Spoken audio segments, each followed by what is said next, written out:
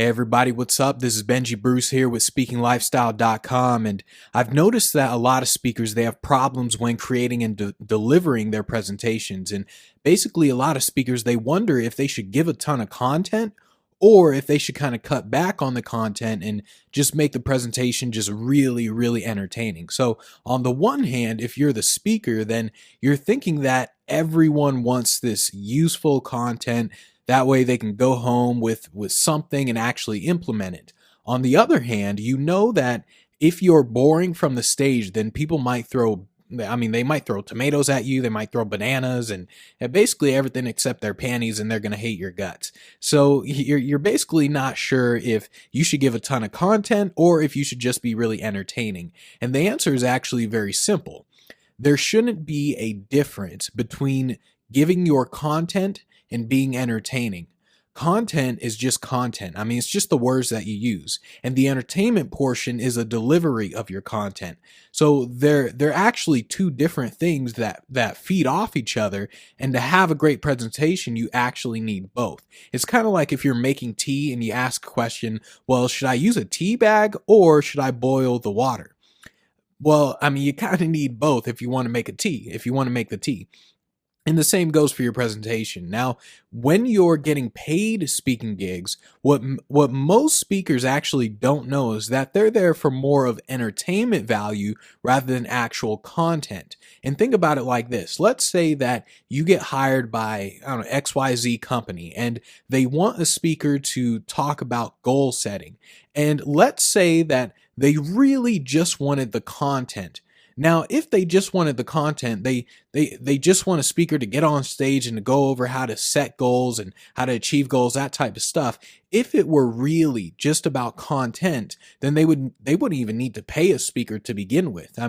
They would literally have someone in-house do it. They would just say like, hey, John, we created this presentation on goal setting and we want everyone to know about it at the conference. And we just want you to go up and just do it and just give them all this content. If they did that, then it wouldn't matter who presents the content. They would just say, hey, here's the content.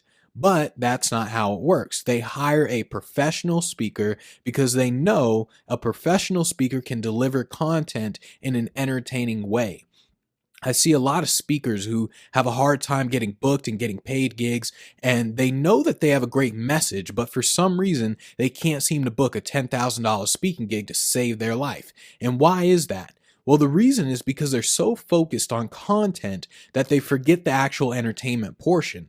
So they have a blog on their website to show their content. They have the names of the programs on the website to talk about what they're going to talk about. And maybe they have a video of them delivering the content.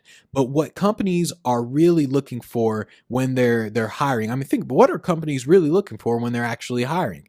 Well, if they see a speaker who, talks about goal setting and he's boring, well, he's guaranteed to not get hired.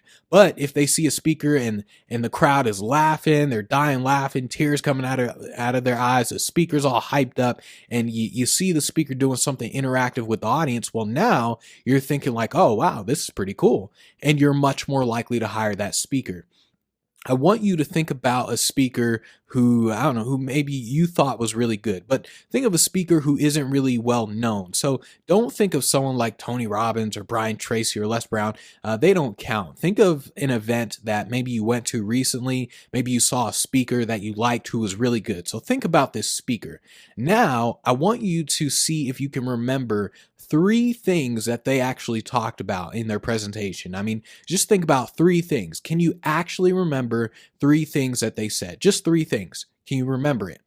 Now, I want you to notice how hard it was to come up with those 3 things. And that's just 3 things. They probably talked for about 60 minutes or more, and it's hard to remember just 3 things that the speaker talked about. In fact, even if you choose a very well-known speaker like Tony Robbins, you still can't remember 3 things despite being exposed to him several different times through his books, his courses, all that stuff.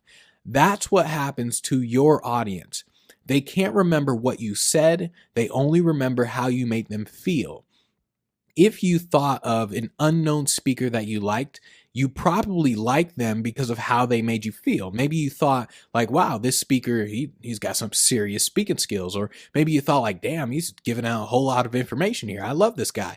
Whatever it is, you might like, well, whatever it is, you might think you like the speaker because of their content, but you really like the speaker because of how that speaker made you feel at that moment. People will always forget what you said, but they will never forget how you made them feel. So you really need to focus on the delivery of your content. You can't separate content from entertainment.